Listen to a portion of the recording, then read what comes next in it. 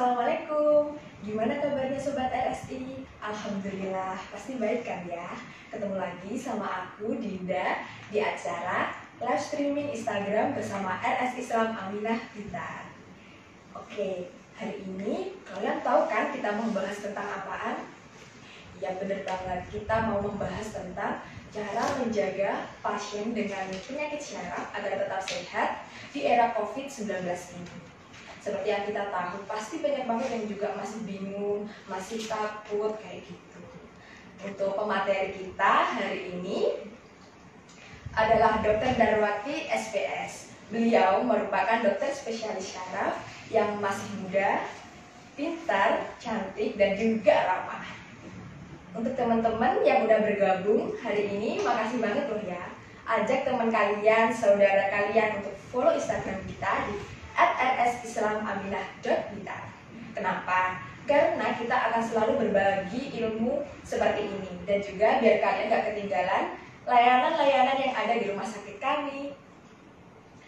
Dan kalian juga harus tahu loh, untuk ilmu-ilmu yang kita berikan ini kan secara gratis, jadi kalian bisa banget untuk selalu on di Instagram kita. Nah, untuk selanjutnya, kita nggak langsung ke pembahasan, kita akan mendengarkan teman saya untuk menjelaskan layanan-layanan yang ada di Rumah Sakit Islam Aminah. Untuk Kakak Desi, dipersilahkan. Hai Sobat RSI, Assalamualaikum warahmatullahi wabarakatuh. Salam sehat RS Islam Aminah Blitar. Di sini jumpa lagi dengan saya Desilia, perwakilan dari tim PKRS RS Islam Aminah Blitar. Di sini saya mengingatkan kembali bahwa RS Islam Aminah Blitar adalah rumah sakit swasta yang beralamat di Jalan Kenari, nomor 54, Kota Blitar. Adapun poli-poli yang dilayani di sini antara lain yang pertama, poli anak bersama Dr. Mutia Farah SPA. Yang kedua, Dr. Nahanin Najahah SPA dan Dr. Sukadi SPA. Lalu Dokter Spesialis Penyakit Objin, Dr. Adiuta SPOG, Dr. Bagus SPOG, Dr. Bambang SPOG, Dr. Musrah Muzakar SPOG. Lalu ada juga poli spesialis mata bersama Dr. Nurul Eliana SPM. Ada juga Dr. Darwati SPS, Dokter Spesialis Penyakit Syaraf. Ada juga poli spesialis bedah bersama Dr. Marsuji SPB. Lalu ada juga poli spesialis ortopedi bersama Dr. Alfiah SPOT. Bukan itu aja, masih banyak spesialis-spesialis yang lain. Di era pandemi COVID-19 ini, RS Islam Aminah Blitar tidak berhenti untuk berinovasi. RS Islam Aminah Blitar memiliki program baru yaitu telemedicine dan home care. Caranya mudah banget, Anda nggak usah datang-datang ribet-ribet ke rumah sakit, antri panjang, obat bisa diantar di rumah dan pelayanan juga bisa diantar di rumah loh. Mudah banget kan? Caranya mudah, ambil handphonenya cepat, catat ya nomornya. Kalau Anda ingin pelayanan telemedicine dan home care dari kami, Anda tinggal menghubungi call center kami di nomor 0342 801 662 atau di nomor WhatsApp kami 081 220 732 426. Jangan lupa ya, nikmati kemudahannya dan manfaatnya. Jangan takut ketinggalan info-info terbaru pelayanan dari kami karena selalu akan kami upload dan kami update di Instagram kami di @rsislamaminah.blitar atau di fanpage Facebook kami di RS Islam Aminah Blitar. Sekian informasi yang bisa saya berikan. Semoga Anda sehat selalu. Terima kasih. Wassalamualaikum warahmatullahi wabarakatuh. Terima kasih Kakak Desi atas penjelasannya. Gimana teman-teman, layanan-layanan yang ada di rumah sakit kami sangat mengesankan kan? Jadi kalian nggak perlu ribet lagi untuk berobat, itu nggak perlu ribet. Semua kita pakai dengan cara yang sangat praktis. Tentunya kalian coba follow Instagram kami biar kalian juga semakin paham dengan layanan-layanan yang ada di rumah sakit kami. Selanjutnya, kita masuk ke acara inti aja yuk untuk Dinda santai sama Dokter Darwati spesialis syaraf. Selamat siang dokter. Selamat siang. Gimana dokter kabarnya hari ini? Alhamdulillah, semangat bagus. Alhamdulillah ya dokter ya. Gimana nih dok? Kita udah siap nih untuk perbincangan kita hari ini. Ya, Dokter tentu, Dok. siap kan? Iya, semuanya hanya untuk pasien-pasien RSI Aminah. Wah, istimewa sekali ya dok ya. Baik, kalau gitu kita santai aja ya dok ya. Oh penjelasannya. iya, siapa Dinda? Ya, jadi gimana sih dok cara kita itu untuk menjaga pasien dengan penyakit syaraf di era COVID-19 ini biar sehat? Tentunya di rumah itu pasti banyak banget kan keluarga-keluarganya yang mungkin juga memiliki penyakit yang sama kayak gitu dok. Iya. Jadi gini, dengan RSI Aminah Blitar ini kan termasuk rumah sakit umum yang baru ya. Dulunya kan awalnya dari RSIA, jadi mulai mengembangkan layanan untuk spesialis dan subspesialis yang lain ya.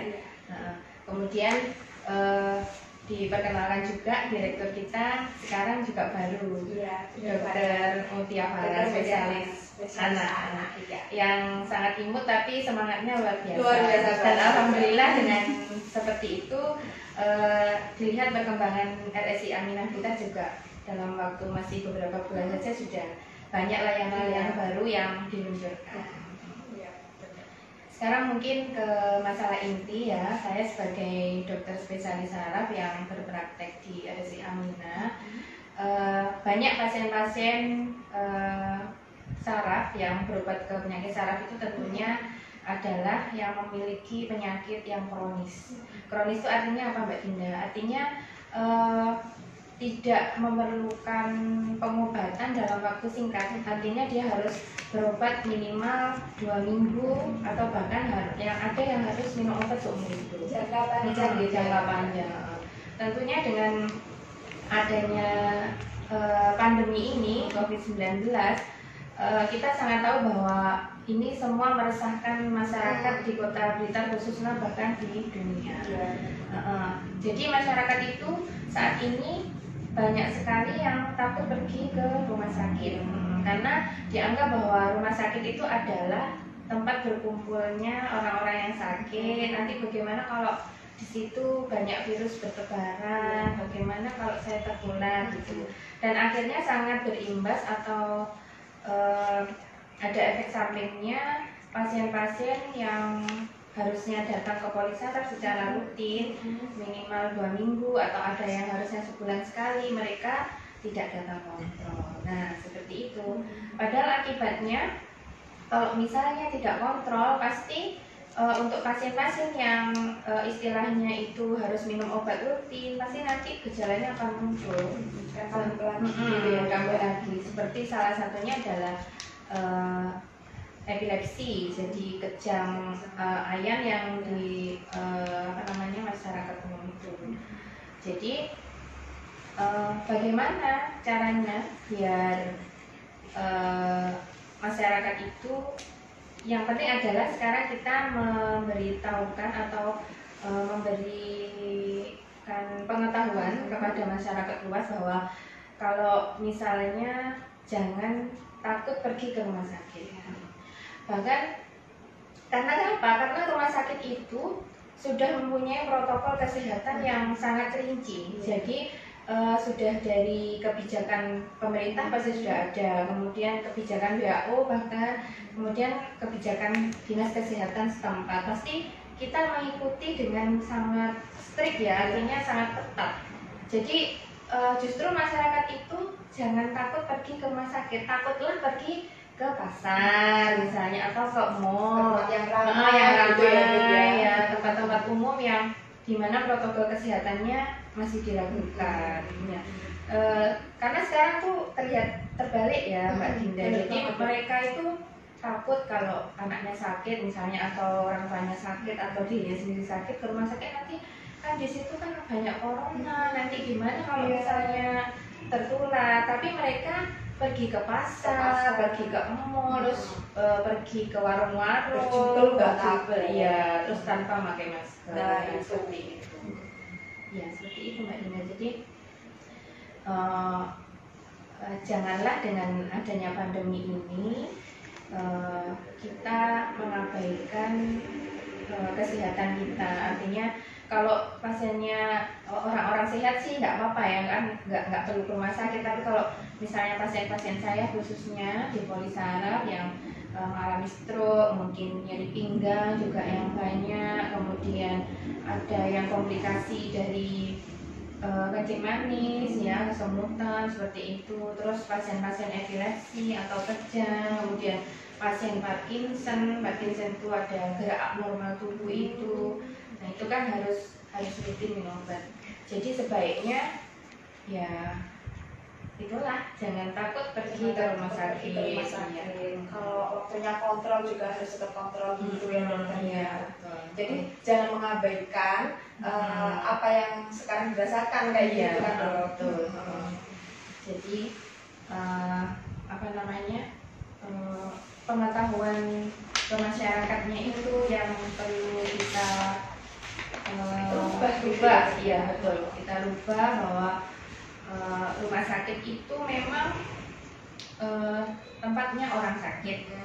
Bahkan pasien-pasien dengan yang tertular virus corona pun mungkin saja ada di rumah sakit ya. Tapi kan sebenarnya rumah sakit tertentu saja yang sudah menjadi rujukan ya, rujukan utama untuk penyakit corona itu kan sudah ada daftarnya ya. Sekarang kan sangat mudah melihat di media sosial itu rumah sakit mana aja dilihat, yang mana yang menjadi rujukan utama. Rujukan utama pun pasien-pasien harusnya tidak khawatir ya, misalnya harus berobat atau opname di sana, karena ruangannya pun untuk pasien-pasien seperti ini corona itu sudah sangat disetting agar tidak bercampur dengan pasien yang lain.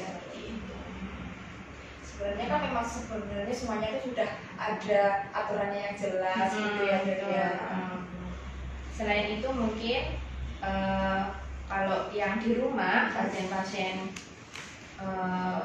yang biasanya kontrol ke polisaraf itu jangan lupa menjaga kesehatan. Akhirnya harus makan 4 sehat 5 sempurna. Kemudian kalau misalnya ada yang punya komplikasi, dilarang dokternya, misalkan makan gorengan atau banyak makan jeroan nggak boleh, makan santan nggak boleh, itu harus diperhatikan. Kemudian banyak makan buah dan sayur itu sangat penting, karena dalam kondisi pandemi ini yang kita utamakan adalah untuk menjaga imunitas tubuh. Jadi meningkatkan imunitas tubuh supaya ya mudah-mudahan kita nggak tertular. Tapi kalau misalnya seandainya Allah mentakdirkan kita tertular virus corona, tidak sampai terjadi gejala atau bahkan jatuh ke kondisi yang sangat berat. Pastinya teman-teman di rumah itu harus menjaga pola makan gitu ya dokter. Pola makan. Kalau untuk aktivitasnya itu sendiri dokter? Oh iya, aktivitas seperti biasa. Jadi kalau pasien-pasien saraf itu selalu saya sarankan selain makan sehat, istirahat cukup, itu juga olahraga yang penting. Jadi olahraganya sangat penting, itu tetap dilakukan. Tetapi dalam kondisi seperti ini kita tetap harus memperhatikan protokol kesehatan. Jadi kalau misalnya keluar rumah, bolehlah olahraga jogging misalnya, itu tetap memakai masker. Kemudian nanti kalau misalnya pulang lagi kembali masuk ke rumah, cuci tangan dulu, cuci kaki, semuanya dibersihkan di luar, kemudian baru masuk rumah. Kemudian tetap juga setelah masuk rumah itu langsung menuju kamar mandi, misalnya harus langsung mandi. Jadi pakaian yang kita pakai dari luar itu sudah dilepas di tempat pakaian kotor seperti itu. Nah, kayak gitu tuh teman-teman. Jadi pola aktivitasnya juga harus dijaga, apalagi kalau misalnya kita olahraga di luar itu harus memperhatikan kalau mau keluar harus pakai masker, kalau mau masuk rumah itu harus cuci tangan dan kaki menggunakan sabun sampai bersih, lalu pakaian yang sudah digunakan di luar jangan digunakan di dalam, kayak gitu di dokter. Iya. Jadi intinya semua itu bisa berjalan secara normal tapi dengan protokol yang khusus. Jadi ada protokol-protokol yang dulu kita nggak pernah melakukan seperti memakai masker kemana-mana, itu sekarang sudah jadi kebiasaan, Kewajiban gitu Iya. ya. Kayaknya kalau mau keluar nggak pakai masker itu kayak gimana gitu ya dengan Iya. sekarang gitu. Dan sekarang kalau nggak salah ada juga di surat keterangan tilang polisi itu, kemarin saya baca di sosmed itu ada poinnya kalau nggak memakai masker ada tilangnya juga. Gitu ya. Jadi biar kalian semua harus taat sama peraturan kayak gitu ya. Lalu selanjutnya sebenarnya ada nggak sih dok kayak vitamin-vitamin yang menunjang untuk kesehatan syaraf kita kayak gitu, itu ada nggak sih dok? Jadi sebenarnya secara khusus nggak ada. Oh nggak ada. Jadi vitaminnya itu secara umum aja. Gitu ya. Oke. Kalau gitu sekarang ya. Nah teman-teman, ayo yang mau tanya-tanya silahkan ketik di kolom komentar yang ada di live Instagram kita ini ya.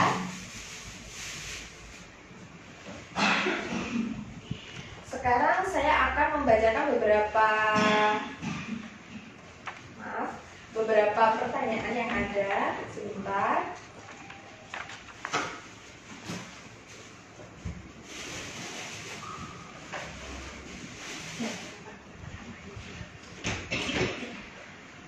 Terima kasih untuk Pak Minan ya, untuk yang sudah bergabung juga di live Instagram kita hari ini. Untuk promosinya juga terima kasih atas bantuannya gitu ya Pak.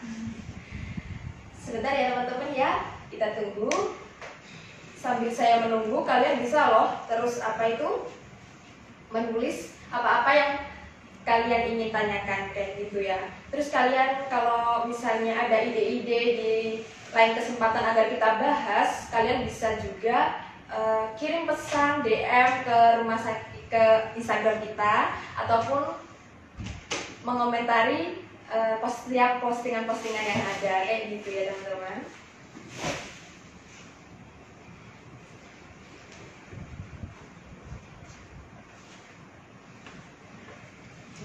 Sebentar ya dokter ya, kita masuk ke pertanyaan.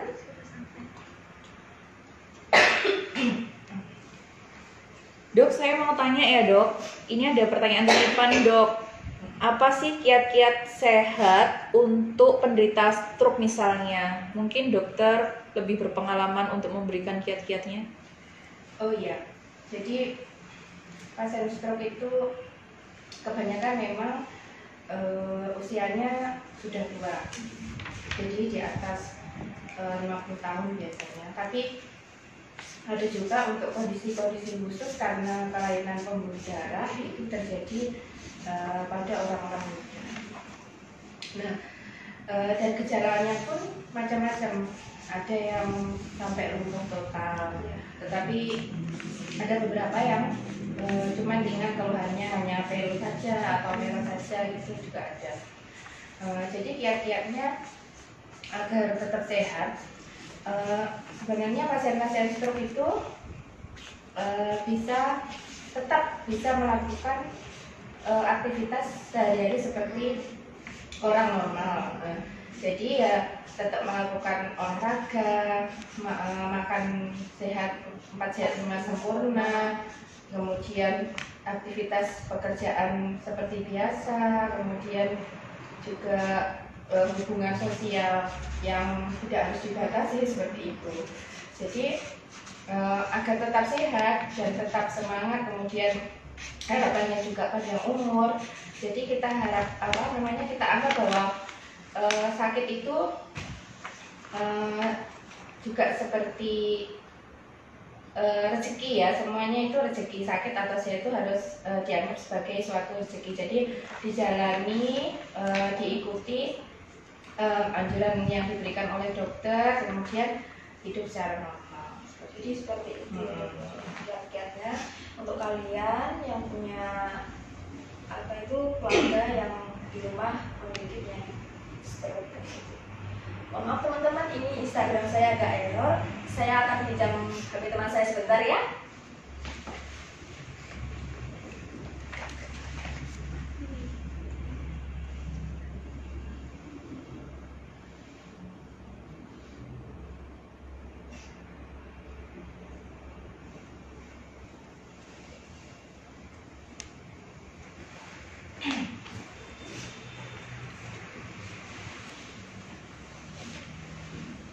Oh, ini ada titipan pesan dari Pak Miman. Oh ya. Untuk ucapan terima kasih kepada Dr. Darwati karena telah merawat istri beliau hingga sembuh sampai sekarang. Alhamdulillah. Semoga sehat selalu Pak. Ya. Oke. Ya. Gimana nih teman-teman? Ayo tanya coba. Ini sepertinya ada di HP saya nih Mbak Dinda. Kebetulan Saya bacakan ya.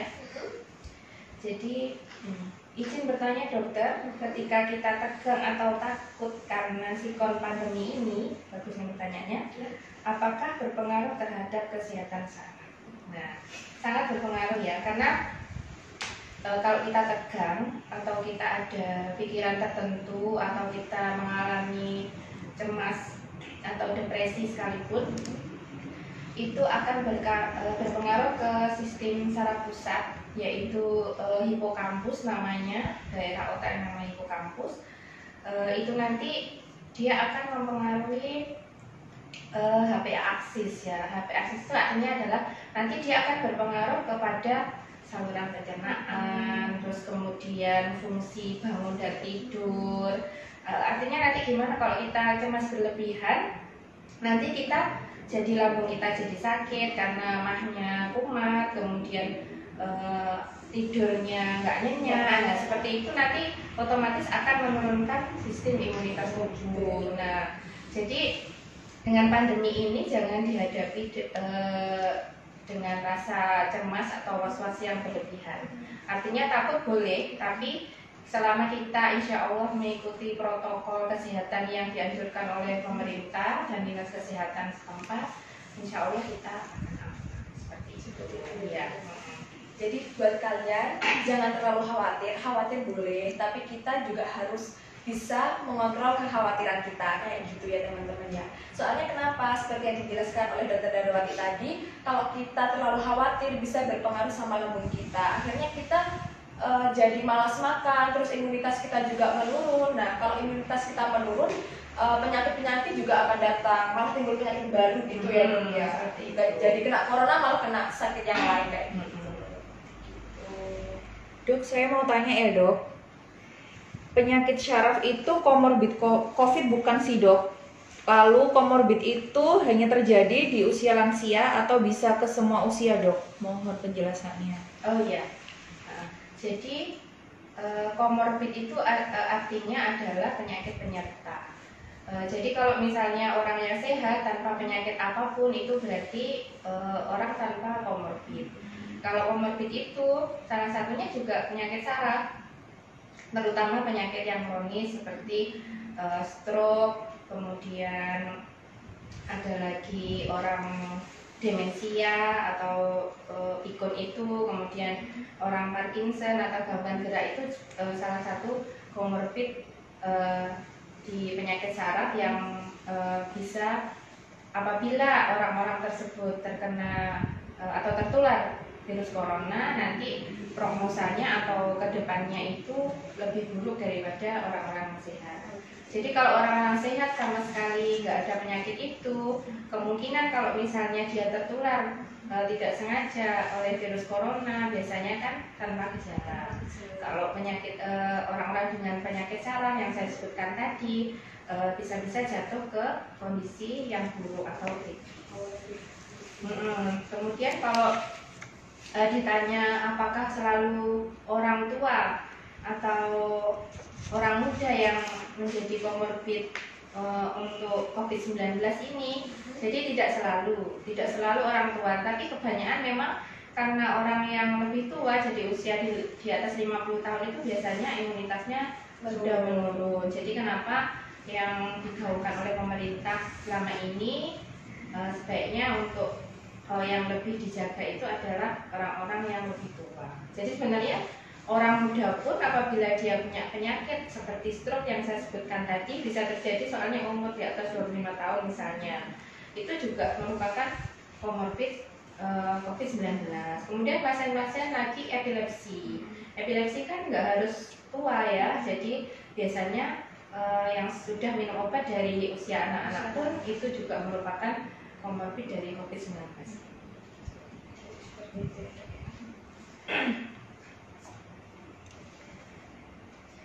Kita lanjut ke pertanyaan selanjutnya ya dok. Ini ada yang tanya seperti ini. Adakah cara yang tepat untuk menyembuhkan stroke tanpa harus dirawat di rumah sakit? Oh iya. Jadi stroke sendiri itu terjadinya pasti mendadak. Nggak ada stroke itu yang misalnya gejalanya sudah berhari-hari sebelumnya. Jadi pasti kebanyakan kemarin itu masih sehat dok, masih berbicara sama keluarga, masih ada pertemuan di kantor, tapi tiba-tiba lemas setengah badan misalnya, atau tiba-tiba belo, atau bahkan tiba-tiba tidak sadar. Kenapa pasien-pasien stroke itu harus dibawa ke rumah sakit? Itu tujuannya banyak. Salah satunya adalah karena kalau sudah terjadi stroke itu aliran oksigen ke otak itu pasti menurun, berkurang. Itu yang menyebabkan gejala stroke ini. Jadi itu perlu protokol khusus yang hanya bisa dilakukan di rumah sakit, seperti pemberian oksigen, kemudian diberikan obat-obatan tertentu agar aliran darah ke otak itu tidak semakin buntu, artinya tidak semakin berkurang. Nah, itu alasan utama kenapa pasien stroke itu kalau misalnya akut atau terjadi baru-baru saja itu harus dibawa ke rumah sakit. Jadi tidak bisa kalau misalnya langkah cepat, misalnya alternatif cepat bagaimana stroke bisa sembuh tanpa pergi ke rumah sakit itu saya kira tidak bisa, tidak bisa ada. ya. Iya, seperti itu. Jadi gitu dok, sobat RSI, kalau memang ada keluarganya yang punya sakit stroke, itu nggak bisa kalau kita itu nggak dibawa ke rumah sakit, nggak kita periksakan, itu nggak bisa, karena di rumah sakit itu sudah ada yang menangani sendiri, yaitu spesialis syaraf yang sudah sangat mengerti tentang penyakit tersebut kayak gitu. Kalau kalian bawanya ke tempat yang belum tentu pengobatannya itu disarankan jangan gitu ya dok ya. Karena semakin lama artinya stroke itu tidak tertangani secara medis, nanti kerusakan otaknya akan semakin berat. Nah itu gitu ya, bahkan bisa permanen, jadi nggak bisa kalau misalnya nggak dibawa ke rumah sakit. Dok, ini ada pertanyaan titipan.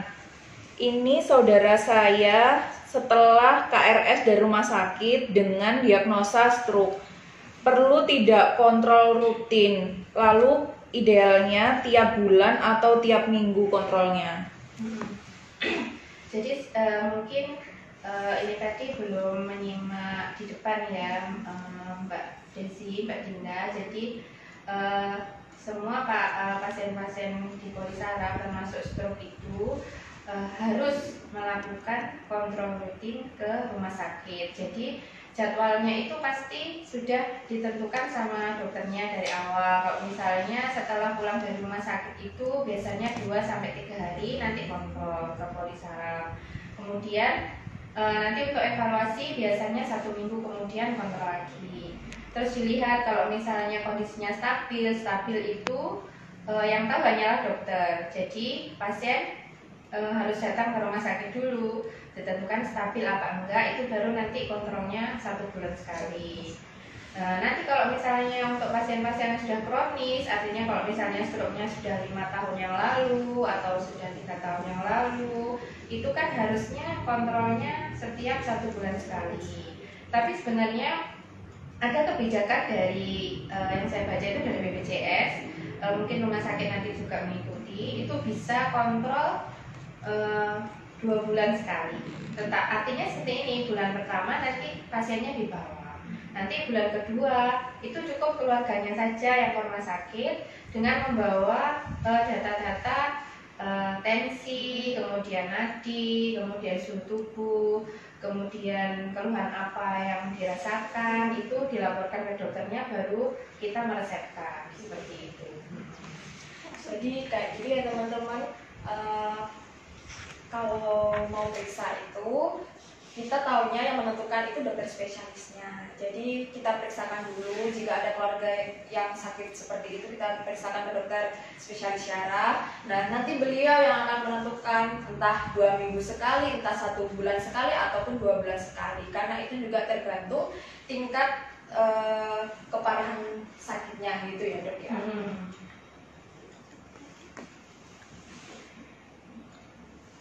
Mohon maaf, Kak Desi, kalau memang ada pertanyaan nomor 16 bisa dibacakan karena di sini tidak muncul. Oh iya, gini dok, ini ada pertanyaan dari @kabib_mu.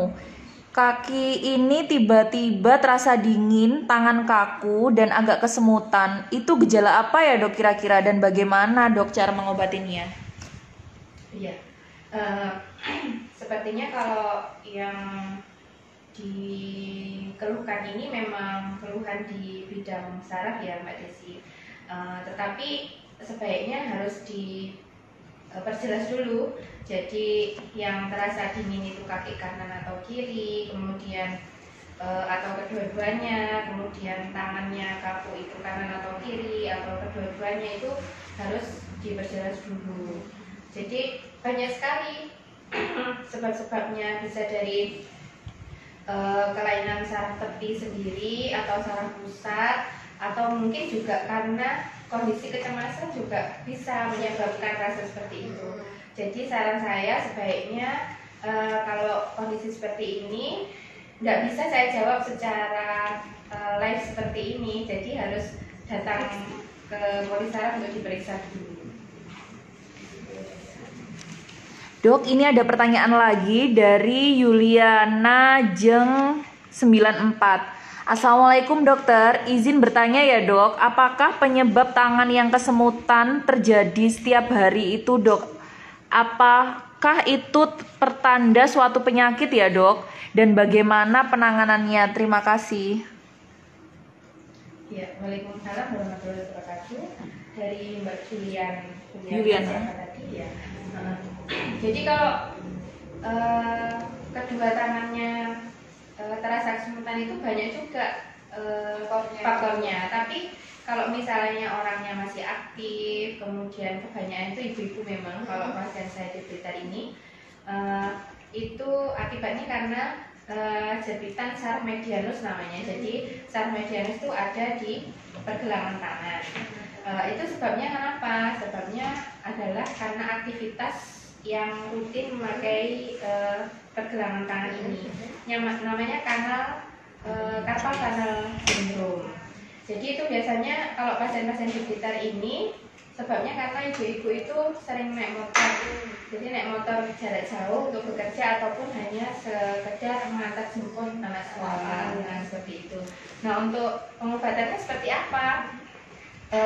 Ada obat-obat khusus yang harus diresepkan oleh dokter saraf, atau mungkin dilakukan penyuntikan di daerah sarafnya tersebut. Itu bisa dilayani di Polisaraf Rumah Sakit Islam Aminah gitu. Bisa ya? Bisa. Jadi silakan saja mendaftar, nanti diperiksa, mungkin kalau mau diobati atau diinjeksi silakan. Jadi ya teman-teman ya, kalian kalau ada keluhan-keluhan yang berhubungan dengan syaraf kalian, langsung aja ke RSI Islam Aminah Blitar untuk bertemu dengan dokter Darwani spesialis syaraf. Dok, ini ada pertanyaan lagi dari Luri Trijayanti. Assalamualaikum dokter, mau bertanya, kedua tangan saya sering kesemutan jika naik sepeda motor jauh. Untuk menguranginya, saya sampai berhenti di jalan, Dok. Bagaimana ya, Dok, cara mengatasinya? Terima kasih. Nah, ini tadi Mbak Luria, ini saya jelaskan tadi. Sepertinya mengarah ke gejala carpal tunnel syndrome tadi. Jadi, silahkan saja segera mendaftar ke Polisaraf RSI Aminah Blitar sebelum terlambat. Seperti itu. Dok, saya mau bertanya, kalau CTS itu perlu berobat aja atau perlu operasi ya, Dok? Oh ya. Atau tindakan apa gitu? Terus tolong diinfokan jadwalnya jenengan ya, Dok. Oh iya. Mungkin ada yang belum tahu.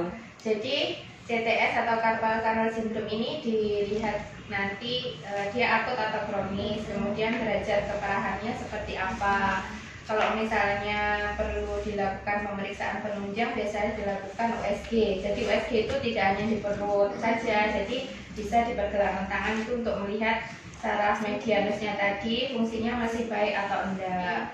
Kemudian kalau misalnya dia sudah sangat parah, artinya tidak bisa dilakukan pengobatan atau penyuntikan lokal, itu kita dokter saraf biasanya bekerja sama dengan dokter bedah ortopedi. Jadi itu nanti dikonsulkan ke dokter bedah ortopedi apabila perlu. Kemudian kalau untuk jadwal sendiri, Polisaraf RSI Aminah Blitar itu hari Senin sampai Kamis jam 16.00 sampai dengan selesai. Catat ya teman-teman ya. Dok, nambah ya, Dok. Ini ada pertanyaan dari Ike_Viandra. Halo dokter, apakah sering kesemutan di area paha bisa mengurangi gairah seksualitas perempuan? Iya, ini Mbak Ike, ini pertanyaannya sedikit menyimpang dari tema kita hari ini sebenarnya, tapi tidak apa-apa. Kita jawab saja semampu kita jawab di sini. Jadi kesemutan di area paha itu bisa disebabkan karena namanya penyakit meralgia parestika namanya itu karena kerusakan saraf-saraf tepi daerah paha itu biasanya dialami oleh ibu-ibu hamil, karena kan kalau ibu hamil membesar pasti menekan daerah saraf situ. Kemudian nanti kalau setelah melahirkan biasanya sembuh sendiri, cuman perlu waktu. Kalau gairah seksual perempuan sendiri kan banyak sekali faktornya ya, termasuk ketidaknyamanan kondisi tubuh kita sendiri itu pastinya kalau misalnya kita punya penyakit pasti gairah seksnya pasti ya menurun, berpengaruh. Otomatis ya kalau misalnya ada kesemutan di daerah-daerah tertentu pasti kita nggak akan nyaman, pasti menurunkan gairah seksual kita. Terima kasih. Ya, baik dokter. Ini karena waktu kita sekarang juga sudah selesai ya dokter ya. Alhamdulillah, terima kasih banyak ya dokter untuk ilmunya hari ini. Mungkin nanti di lain kesempatan kita bisa membahas yang berhubungan dengan syarat, tapi temanya yang lain gitu ya dok ya. Iya, Seperti itu ya. Makasih ya dokter Oke, ya. terima kasih. Gimana teman-teman pembahasan kita hari ini?